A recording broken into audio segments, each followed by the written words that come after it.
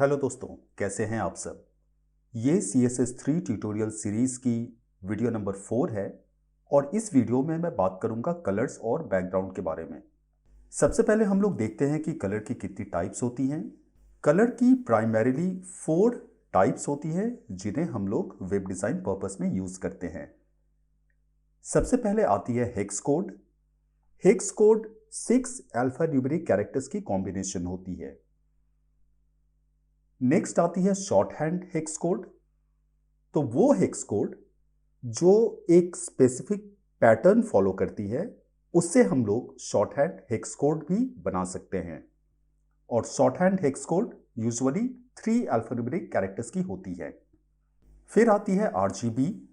RGB यानी वो colour जो रेड, ग्रीन और ब्लू की कॉम्बिनेशन में बनाई जाती है।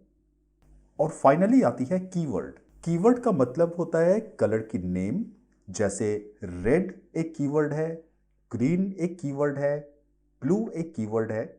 तो यहाँ पे डिफरेंट कीवर्ड्स भी होती हैं जो हम लोग वेब डिज़ाइन पर्पस में यूज़ करते हैं। तो चलिए चलते हैं प्रैक्टिकल की तरफ और हम लोग प्रैक्टिकल करके देखते हैं कि इन कलर्स को हम लोग किस तरह से यूज़ करते हैं। तो मैंने अपनी सिस्टम पे सबलाइम टेक्स्ट ओपन कर ली है और मैंने HTML की बेसिक स्ट्रक्चर भी तैयार कर ली है। इस वीडियो में हम लोग कलर के बारे में समझ रहे हैं, तो कलर समझने के लिए हमें कुछ कंटेंट चाहिए। तो मैं एक डिफ ले लेता हूं और उसकी मैं क्लास दे देता हूं कलर टेस्ट। मैं इस डिफ को क्लोज कर रहा हूं और यहां पे मैं एक H2 की टैग लेता हूं और इसमें मैं कुछ टेक्स्ट लिख देता हूं। This is a heading text. ये मैंने रैंडम एक टेक्स्ट लिख दी। अब आप देख सकते हैं ब्राउजर पे ये भी कुछ इस तरह से डिस्प्ले हो रही है। अब कलर समझने के लिए हमें CSS की कोडिंग करनी पड़ेगी। तो मैं CS की कोडिंग style.css में कर रहा हूं। ये एक एक्सटर्नल फाइल है और इस फाइल को मैंने index.html में लिंक कर लिया है। एक्सटर्नल स्टाइल शीट के बारे में मैंने आपको पिछली वीडियो में बताया था। तो मैं यहाँ पे इस क्लास को कॉपी कर लेता हूँ। कॉपी करके मैं यहाँ पे डॉट देके इस क्लास नेम को पेस्ट कर दे रहा हूँ और मैं कर्ली ब्रेसेस स्टार्ट करके क्लोज कर लेता हूँ। अब मैं चाहता हूँ कि ये H2 टैग पे अप्लाई हो, तो ये मैं यहाँ पे H2 लिख देता हूँ। ये मैं यहाँ नहीं भी लिख सकता हूँ इसलिए कि इस क्लास में हमारे पास बस अभी एक ही एलिमेंट है, लेकिन फिर भी मैंने यहाँ मेंशन कर लिया है। तो कलर चेंज करने के लिए हमें जो प्रॉपर्टी यूज करनी पड़ती है वो है कलर, COLOR। आप यहाँ नोटिस करें कलर की स्पेलिंग यहाँ COLOR है। यहाँ पे मैं एक हिक्स वैल्यू दे रहा हूँ EB4034। ये मैंने एक हिक्स वैल्यू यहाँ पे दे दी। अब मैं पेज को रिफ्रेश कर रहा हूँ और यहाँ देखिए इसकी कलर चेंज हो गई है। तो हिक्स वैल्यू 6 कैरेक्टर्स की अल्फा न्यूमेरिक कोड होती है। यहाँ आप देख सकते हैं यहाँ पे कैरेक्टर्स भी हैं और यहाँ पे नंबर्स भी हैं। तो इसे हम लोग हेक्स कोड कहते हैं। और एक शॉर्ट हैंड हेक्स कोड भी आती है। शॉर्ट हैंड हेक्स कोड का मतलब कि अगर कोई hex code similar pattern follow करती है, जैसे मैं आपको ब्लैक की कोड दिखा रहा हूं। ब्लैक की कोड होती है, इसे मैं पहले कमेंट कर लेता हूं। मैं यहां पे लिख लेता हूं कलर। ब्लैक की हेक्स कोड होती है 000000। ये होती है ब्लैक की हेक्स कोड। अब मैं पेज को रिफ्रेश करता हूं तो ये वापस से ब्लैक हो गई है। तो यहां आप देख सकते हैं ये एक पैटर्न फॉलो कर रही है, यानी यहां पे हर कैरेक्टर्स 0 हैं। तो इस केस में हम लोग इसे शॉर्ट करके 3 कैरेक्टर्स में ला सकते हैं। तो अभी मैं यूज कर रहा हूं 000। जब मैं पेज को रिफ्रेश करूंगा तो ये ब्लैक ही रहेगी। फिर दूसरी एग्जांपल मैं आपको दे सकता हूं FFCC00। ये एक येलो की कोड है। ये देखिए ये येलो हो गई। अब ये भी एक पैटर्न यहां फॉलो कर रही है, यानी FFCC00। तो मैं इसकी भी शॉर्ट हैंड कोड बना सकता हूं। तो इसे मैं कुछ इस तरह से लिख सकता हूं FC और 0। तो FC0 ये शॉर्ट हैंड हेक्स कोड हो गई। अब मैं जब इस पेज को रिफ्रेश करूंगा तो ये येलो में ही डिस्प्ले हो रही है। तो ये एग्जाम्पल हो गई शॉर्ट हैंड हेक्स कोड की। मैं इसे भी कमेंट कर लेता हूं। अब मैं आपको बताता हूं कि आरजीबी कोड क्या होती है। तो मैं वापस से लिख लेता हूं कलर, और आरजीबी कोड को डिक्लेयर करने के लिए हमें पहले लिखनी पड़ती है RGB, फिर हमें ब्रैकेट्स ओपन और क्लोज करनी पड़ती है। अब मैं यहाँ पे ब्लैक दे रहा हूं, तो ब्लैक की आरजीबी कोड होती है 0 0 एंड 0। तो अब मैं जब पेज को रिफ्रेश करूंगा ये वापस से ब्लैक हो जाएगी। ये अब देखिए ये ब्लैक हो गई। तो ये एक्चुअली पॉसिबल नहीं है कि आप हर कोड याद रखें। इसके लिए वैसे बहुत सारी एप्लीकेशंस अवेलेबल हैं ऑनलाइन। तो मैं आपको बहुत ही सिंपल एक सर्च करके बताता हूं। आप यहाँ पे सर्च कर सकते हैं हेक्स कोड, या आप सर्च कर सकते हैं colour picker. Colour picker Google की अपनी एक टूल है जहां से आप हेक्स कोड और आरजीबी कोड और एक्चुअली कई तरह के कोड्स आप यहां से कॉपी कर सकते हैं। तो जैसा आप देख सकते हैं यहाँ पे इस कलर की, ये येलो आप देख रहे हैं, इसकी हेक्स कोड यहाँ डिस्प्ले हो रही है, इसकी आरजीबी कलर यहाँ डिस्प्ले हो रही है, इसकी CMYK colour, HSV colour, HSL colour, ये सारी कलर्स यहाँ पे डिस्प्ले हो रही हैं। मगर हमें बेसिकली जिन कलर्स की ज़रूरत ज़्यादा पड़ती है वो है हेक्स कोड और RGB कोड। तो अगर मैं इस हेक्स कोड को यहाँ से कॉपी करता हूँ, कॉपी करके मैं यहाँ पेस्ट करता हूँ, तो इसकी कलर यहाँ पे येलो हो गई। अगर मैं यहाँ से RGB कॉपी करता हूँ, तो RGB कोड डिक्लेयर करने के लिए हमें लिखनी पड़ती है RGB, फिर हमें ब्रैकेट ओपन और क्लोज करनी पड़ती है और हमें वैल्यूज यहां देनी पड़ती हैं। तो अभी हमारी कलर कोड इस तरह की दिख रही है। अब जब मैं पेज को रिफ्रेश करूंगा तो ये येलो में ही दिखेगी। अगर आप कलर चेंज करना चाहते हैं आप यहां से सिंपली ड्रैग कर सकते हैं माउस की कर्सर को, और आप यहां से कॉपी करके रिक्वायर्ड पोजीशन पे पेस्ट कर सकते हैं। अगर आपको स्पेसिफिक शेड्स में चाहिए तो आप यहाँ से इस हैंडल को मूव कर सकते हैं, आपको स्पेसिफिक शेड्स यहाँ मिल जाएंगी। जैसे अगर मैं चाहता हूँ कि ये कुछ ब्लू में डिस्प्ले हो, तो ये देखिए ये काइंड ऑफ पर्पल या ब्लू आप जो भी कह सकते हैं। मैं यहाँ से RGB कलर ले रहा हूँ और मैं यहाँ पेस्ट कर दे रहा हूँ। अब इसकी कलर ब्लू हो जाएगी। ये देखिए अब ये ब्लू हो गई।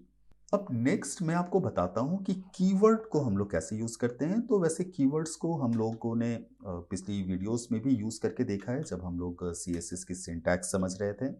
तो मैं यहाँ पे लिख लेता हूँ कलर, और कीवर्ड्स में हमें सिंपली कलर की नेम लिखनी होती है। तो अगर मैं रेड लिखता हूँ तो फिर ये रेड हो जाएगी। अगर मैं यहाँ पे टोमेटो लिखता हूँ तो इसकी कलर कुछ डिफरेंट शेड की हो जाएंगी, ये आप देख सकते हैं, ये टमेटो कलर है। अगर मैं यहाँ पे वायलेट लिखता हूँ तो यहाँ ये वायलेट कलर की हो जाएगी। अगर मैं यहाँ ब्लू लिखता हूँ तो ये ब्लू कलर की हो जाएगी। तो इस तरह से हम लोग कीवर्ड्स की यूज़ करते हैं। हम लोग वैसे सबसे ज़्यादा जो यूज़ करते हैं वो पहले वाली 3 जो आप देख रहे हैं, इसकी यूज़ हम लोग सबसे ज़्यादा करते हैं, इसलिए कि ब्लू एक बहुत ही स्टैंडर्डाइज्ड फॉर्मेट में आ रही है। लेकिन जब हम लोग डिज़ाइन पे काम करेंगे तो उस वक्त हमें बहुत ही स्पेसिफिक कलर की ज़रूरत पड़ती है। तो उस वक्त हम लोगों को RGB कलर या फिर हेक्स कोड या शॉर्ट हैंड हेक्स कोड की ज़रूरत पड़ती है। तो फिलहाल मैं इसे ऐसे रहने देता हूँ। अब मैं आपको दिखाता हूँ कि हम लोग बैकग्राउंड्स कैसे चेंज कर सकते हैं या बैकग्राउंड्स हम लोग कैसे डिक्लेयर कर सकते हैं। तो हमारे पास अभी एक डिव है, उस डिव का नाम मैंने दे रखा है कलर टेस्ट। तो मैं यहाँ पे कुछ बैकग्राउंड्स सेट करने की कोशिश करता हूँ। तो पहले मैं एक हाइट और विड्थ एक सेट कर देता हूँ ताकि जो भी बैकग्राउंड हम लोग दें वो हम लोगों को समझ में आए। तो मैं यहाँ पे एक हाइट दे देता हूँ। मैं इनफैक्ट H2 में ये स्टाइलिंग नहीं करूँगा, मैं स्टाइलिंग करूँगा इस डिफ में, इसलिए कि हमें डिफ की हाइट चेंज करनी है। तो मैं यहाँ स्टाइलिंग कर रहा हूँ, मैं यहाँ पे दे देता हूँ हाइट, और मैं एक हाइट दे देता हूँ 200 पिक्सल्स, और मैं विड्थ दे देता हूँ 100%। 100%। अब मैं यहाँ पे एक कलर बैकग्राउंड दे रहा हूँ। तो बैकग्राउंड सेट करने के लिए हमें लिखनी पड़ती है बैकग्राउंड, और अगर हम लोग कलर सेट कर रहे हैं तो हम लोग बैकग्राउंड लिख के भी छोड़ सकते हैं, यानी तो हम लोग बैकग्राउंड कलर भी लिख सकते हैं। दोनों की रिजल्ट आपको एक ही मिलेगी। तो मैं बैकग्राउंड कलर लिख रहा हूँ, और मैं यहाँ पे एक कोड दे रहा हूँ FC0, यानी FFCC00। अब जब मैं इस पेज को रिफ्रेश करूंगा तो यहाँ आप देख सकते हैं एक बैकग्राउंड यहाँ आपको दिख रही है। मैं इसकी टेक्स्ट कलर चेंज कर देता हूँ ताकि ये येलो पे ज़्यादा विजिबल हो। तो मैं इसे फिलहाल ब्लैक कर देता हूँ।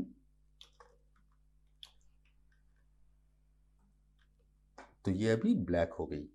तो अभी आप देख सकते हैं ये बैकग्राउंड कलर येलो में आ गई, यानी FFCC00 में आ गई। अब मैं आपको बताता हूँ कि हम लोग बैकग्राउंड में इमेज कैसे डालते हैं। तो इमेज डालने के लिए हमें एक इमेज की ज़रूरत है। तो जिस तरह से मैंने आपको लिप्सन की साइट बताई थी जहाँ से आप लोग रॉयल्टी फ्री कंटेंट कॉपी कर सकते हैं, उस तरह से कई साइट्स ऐसी भी हैं जहाँ से आप इमेज कॉपी कर सकते हैं, जहाँ पे आपको कोई भी लीगल इश्यूज नहीं आएंगी। तो एक साइट है पिक्सेल्स, PEXELS, pixels.com। यहाँ से आपको रॉयल्टी फ्री इमेजेस मिल जाएंगी। तो मैं यहाँ पे एक इमेज लेता हूँ, कुछ इस इमेज को कॉपी करता हूँ। ये बढ़िया इमेज है, तो मैं यहाँ से इसे डाउनलोड कर लेता हूँ। यहाँ पे देखिए डिफरेंट साइजेस अवेलेबल हैं, तो मुझे बहुत ज़्यादा बड़ी साइज़ की ज़रूरत नहीं है।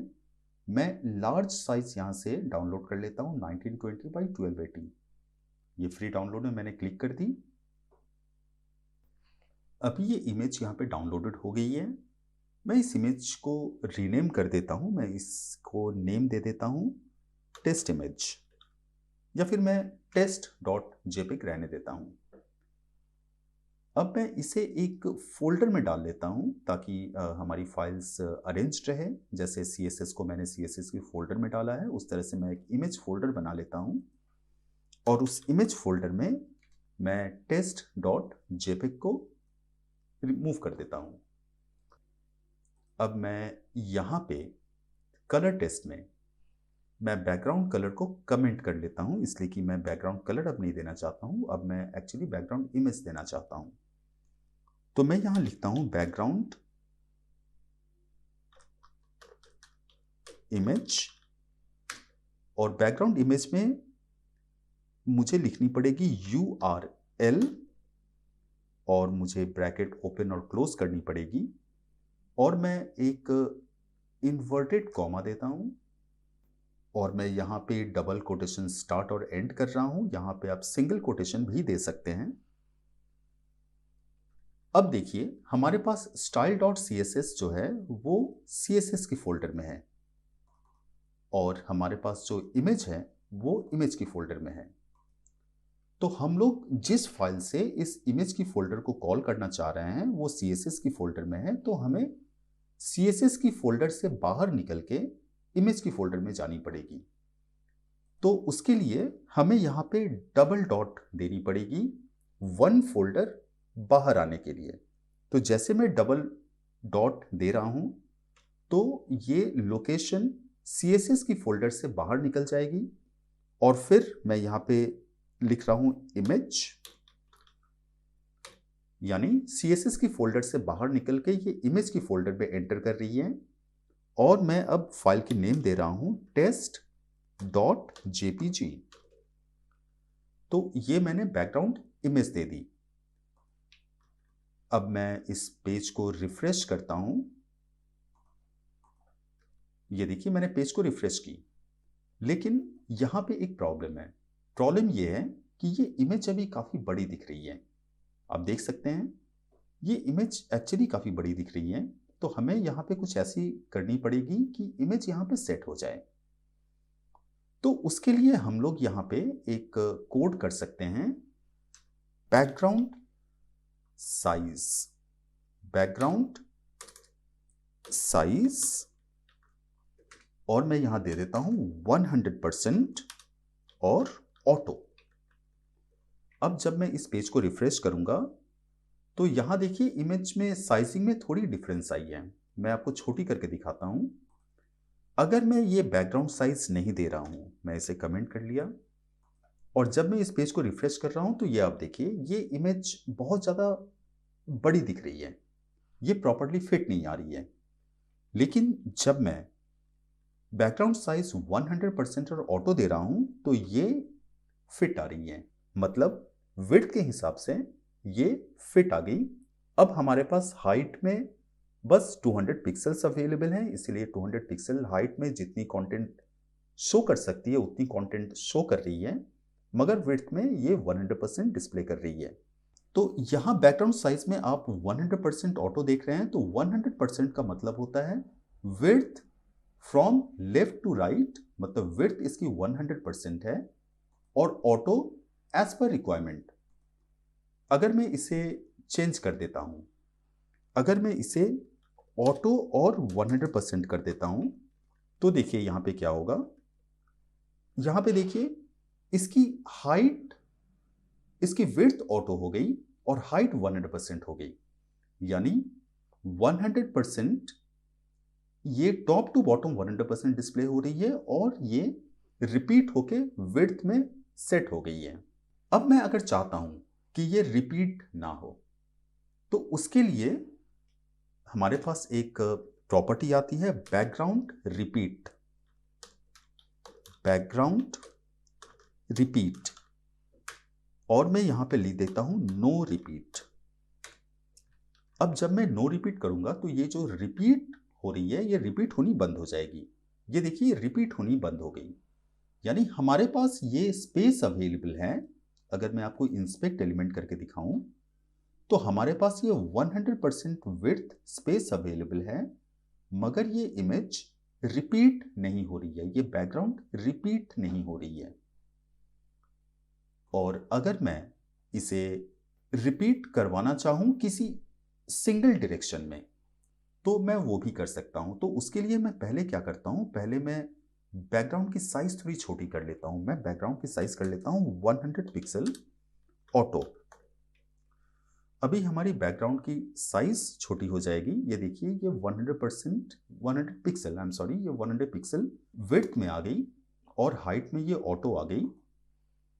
अब मैं बैकग्राउंड रिपीट को यहां से कमेंट कर देता हूं, और जब मैं पेज को रिफ्रेश करूंगा तो ये मल्टीपल टाइम्स रिपीट हो रही है। ये आप देख सकते हैं, ये विड्थ वाइज भी रिपीट हो रही है और हाइट वाइज भी रिपीट हो रही है। लेकिन अगर मैं चाहता हूं कि ये सिर्फ विड्थ वाइज रिपीट हो, तो उसके लिए मैं कुछ ऐसे लिख सकता हूं, बैकग्राउंड रिपीट, रिपीट एक्स। अगर मैं रिपीट एक्स करता हूं तो ये देखिए ये विड्थ वाइज रिपीट हो रही है, मगर हाइट वाइज रिपीट नहीं हो रही है। लेकिन अगर मैं रिपीट वाई कर देता हूं तो ये हाइट वाइज रिपीट होगी, लेकिन विड्थ वाइज रिपीट नहीं होगी। ये देखिए ये हाइट वाइज रिपीट हो रही है, मगर विड्थ वाइज रिपीट नहीं हो रही है। तो इस तरह से हम लोग बैकग्राउंड रिपीट को चेंज कर सकते हैं, हम लोग कंट्रोल कर सकते हैं कि हम लोग किस तरह से बैकग्राउंड को रिपीट करवाते हैं। और अगर आप चाहते हैं कि ये रिपीट हो, तो वैसे तो ये बाय डिफॉल्ट रिपीट में ही रहती है, लेकिन आप मैनुअली अगर चाहते हैं इसे लिखना तो आप इसे इस तरह से लिख सकते हैं, बैकग्राउंड रिपीट रिपीट। अब ये ऑल डायरेक्शन में रिपीट हो रही है, मतलब विड्थ वाइज भी रिपीट हो रही है और हाइट वाइज भी रिपीट हो रही है। अब मैं आपको बैकग्राउंड पोजीशन के बारे में बताता हूं। तो बैकग्राउंड पोजीशन के बारे में बताने के लिए मैं इसे फिलहाल रिपीट ऑफ कर देता हूं। तो मैंने इसे यहां कमेंट कर ली और मैं नो रिपीट को यहां ऑन कर लेता हूं। मैंने नो रिपीट को ऑन कर ली, यानी अभी ये रिपीट नहीं होगी। अब मैं आपको बताता हूं बैकग्राउंड पोजीशन क्या होती है। बैकग्राउंड पोजीशन, बैकग्राउंड पोजीशन से हम लोग सेट कर सकते हैं कि ये जो बैकग्राउंड दिख रही है ये कौन से पोजीशन पे डिस्प्ले हो। तो मैं यहां कर देता हूं सेंटर और मैं यहां कर देता हूं सेंटर। तो ये देखिए अब ये सेंटर में आ रही है। तो मैंने यहाँ पे दो पैरामीटर्स में मैंने यहाँ पे दे दिया सेंटर सेंटर, मतलब ये विड्थ वाइज भी सेंटर में आ रही है और हाइट वाइज भी सेंटर में आ रही है। अगर मैं यहाँ पे कर देता हूं सेंटर टॉप, तो ये देखिए ये विड्थ वाइज सेंटर में आ रही है और हाइट वाइज ये टॉप में आ रही है। अगर मैं करता हूं बॉटम, तो फिर ये डिव के बॉटम में आ जाएगी। ये देखिए डिव के बॉटम में आ गई। मैं यहाँ पे एक बैकग्राउंड कलर भी दे देता हूँ ताकि हम लोगों को ये समझ में आए कि कितनी स्पेस हमारे पास अवेलेबल है। तो मैं यहाँ बैकग्राउंड कलर को अनकमेंट कर रहा हूँ और मैं यहाँ पे एक लाइट ग्रे कलर दे देता हूँ ई। ये एक शॉर्ट हैंड कोड है, इसकी वैसे हेक्स कोड होती है ई, लेकिन मैं शॉर्ट हैंड यहाँ दे रहा हूँ ई। तो अब मैं जब इसके रिफ्रेश करूंगा तो ये देखिए ये एक लाइट बैकग्राउंड आपको दिख रही है। इससे हमें पता चलता है कि हमारे पास डिव में कितनी स्पेस अवेलेबल है। अब अगर मैं चाहूं मैं यहां से इसे बॉटम से डिप्लेस कर सकता हूं, मतलब कि बॉटम से अगर मैं चाहता हूं कि ये 20 पिक्सल्स ऊपर आ जाए तो मैं यहाँ पे 20 पिक्सल्स लिख सकता हूं। अब ये बॉटम से 20 पिक्सल ऊपर आ गई, आप ये देख सकते हैं बॉटम से 20 पिक्सल्स ऊपर आ गई। हम लोग इस तरह से बैकग्राउंड पोजीशन को भी यहाँ से कंट्रोल कर सकते हैं। तो हम लोगों ने यहाँ बैकग्राउंड के लिए जिन प्रॉपर्टीज को यूज किया है उसे हम लोग सिंगल लाइन में भी लिख सकते हैं। बस हमें ये बैकग्राउंड साइज को अलग से लिखनी पड़ेगी, लेकिन मैक्सिमम प्रॉपर्टीज को, मोस्ट ऑफ द प्रॉपर्टीज को हम लोग सिंगल लाइन में लिख सकते हैं। मैं आपको दिखाता हूं कैसे। तो उसके लिए हमें लिखनी पड़ेगी बैकग्राउंड और फिर हमें URL देनी पड़ेगी। तो URL यानी उस इमेज की पाथ देनी पड़ेगी। मैंने यहाँ पे इमेज की पाथ दे दी। फिर मैं यहाँ पे बैकग्राउंड पोजीशन मेंशन कर देता हूँ। तो मुझे यहाँ से अलग से बैकग्राउंड पोजीशन लिखने की ज़रूरत नहीं है, मैं डायरेक्टली यहाँ पेस्ट कर देता हूँ बैकग्राउंड पोजीशन जो है सेंटर बॉटम 20 पिक्सल्स। और फिर मैं यहाँ मेंशन कर देता हूँ कि ये रिपीट नहीं होगी, तो मैं यहाँ लिख देता हूँ नो रिपीट। और फिर जो बैकग्राउंड कलर मैंने दी है वो मैं यहां लास्ट में दे रहा हूं, बैकग्राउंड कलर ई। और मैं इस इंटायर कोड को यहां कमेंट कर देता हूं, अभी मुझे इस कोड की जरूरत नहीं है। तो अब हमारे पास बैकग्राउंड है। फिर बैकग्राउंड में मैंने दी है पाथ, फिर मैंने दी है यहां पोजीशन, फिर मैंने यहाँ पे मेंशन किया है कि मैं इसे रिपीट करना चाहता हूँ या नहीं। तो मैंने नो रिपीट लिखी है, यानी मैं इसे रिपीट करना नहीं चाहता हूँ। और मैंने यहाँ पे उस डिव की एक बैकग्राउंड कलर भी सेट कर दी। अब जब मैं इस पेज को रिफ्रेश करूंगा तो ये देखिए ये बैकग्राउंड अभी आ रही है, मगर जैसा मैंने आपको बताया हमें बैकग्राउंड साइज अलग से देनी पड़ेगी। तो मैं बैकग्राउंड साइज को यहाँ पे पेस्ट कर दे रहा हूँ और अब मैं पेज को रिफ्रेश करता हूं तो ये देखिए ये बिल्कुल वैसी ही डिस्प्ले हो रही है। यानी इतनी सारी चीज मैंने बैकग्राउंड साइज को मैं यहां से रिमूव कर दे रहा हूं। तो ये 4 लाइंस जो हम लोगों ने लिखी है उसे हम लोगों ने 2 लाइंस में या 1 लाइन में एक्चुअली, इसलिए कि बैकग्राउंड साइज मैंने नीचे लिख दी है, तो ये 4 लाइंस को हम लोगों ने एक लाइन में यहां लिख दी है। तो इस तरह से हम लोग बैकग्राउंड्स को यूज करते हैं। तो इस वीडियो में अभी बस इतना ही। नेक्स्ट वीडियो में मैं आपको बताऊंगा कि हम लोग CSS में फॉन्ट्स की यूज कैसे करते हैं। तो अगली वीडियो देखना ना भूलें। अगर आपको ये वीडियो अच्छी लगी हो तो आप इसे लाइक और शेयर करें और मेरे चैनल को सब्सक्राइब करें। धन्यवाद।